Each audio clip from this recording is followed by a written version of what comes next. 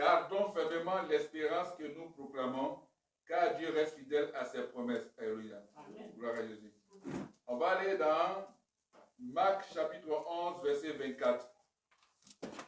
Après Hébreux 10, verset 23, qu'on a lu, on va lire Marc chapitre 11, verset 24. Qui comprend quelque chose? Le thème c'est Dieu l'a fait. Alléluia. Et quand nous disons que nous proclamons notre foi en Jésus-Christ, il faut que nous retenions ceci. Notre Dieu est toujours en exécution pour nous. Amen. Si tu proclames, tu déclares ta foi en Jésus-Christ, il faut savoir que ce que tu as demandé à Dieu, Dieu reste fidèle à ce que lui t'a promis. Amen. Est-ce qu'on comprend? C'est ça qu'il dit, Dieu l'a fait. Pas que Dieu va faire, mais Dieu l'a fait. Donc, si tu sais que j'ai dit au nom de Jésus-Christ, il est demandé, alors tu sais en toi que Dieu a déjà fait. Donc, tu n'y es plus.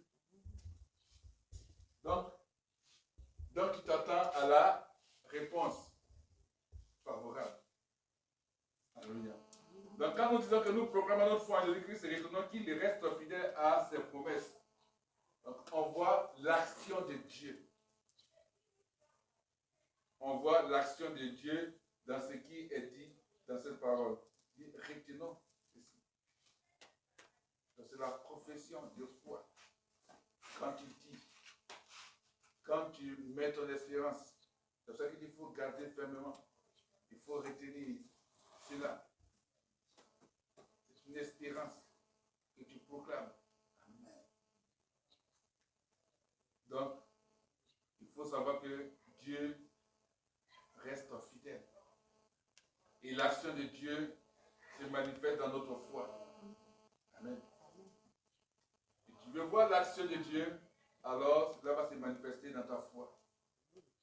Et dans le livre de Marc chapitre 11, verset 24, c'est pourquoi je vous dis, tout ce que vous demanderez en priant, croyez que vous l'avez reçu et vous le verrez s'accomplir. Alléluia. Donc il ne suffit pas de savoir que Dieu veut le faire et qu'il veut le faire. Nous avons besoin de savoir une dernière chose, cette chose-là, Dieu l'a fait. Ça veut dire que non, on sait que Dieu peut. Dieu va faire. Non, retenons que Dieu a déjà fait.